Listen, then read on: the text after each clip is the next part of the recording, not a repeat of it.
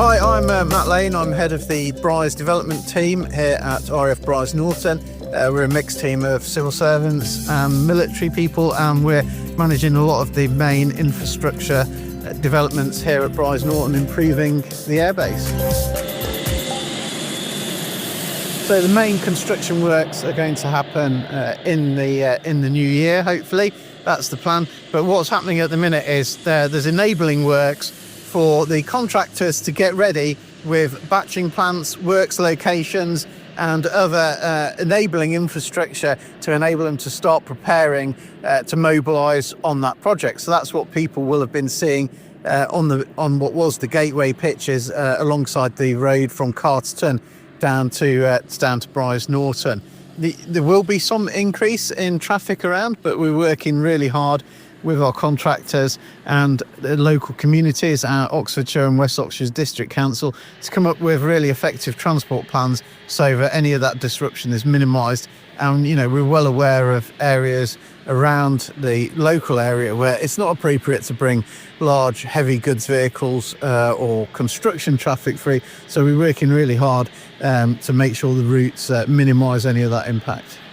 So what this is doing is basically repairing, refurbishing and replacing the current operating surfaces. So we've got a runway, taxiways and parking areas and airfield ground lighting.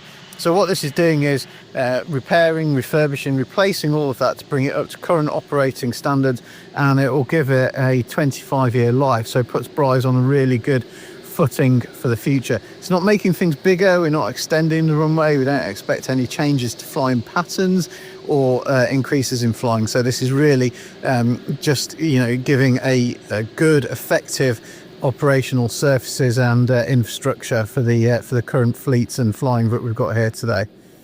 So the contractors we're working with are really experienced in this kind of work. They've worked on airfields, both civilian and military, across the UK and in fact across the world. They are really experienced, really capable on this, and we've spent a lot of time already this year doing very detailed designs, very detailed planning and scheduling. So the confidence in the works that we've got to do, the confidence in the plans of what they've got to do and how that's all scheduled and planned out, we're really happy with that, really confident, and we're looking forward to a really good, effective turnaround on this project.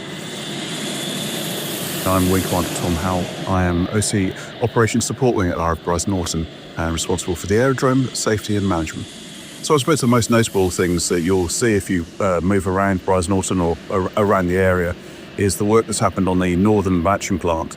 So on the site of the former gateway pitches, it's been levelled, it's been compacted, ready to take a batching or a couple of batching plants that will arrive starting this week.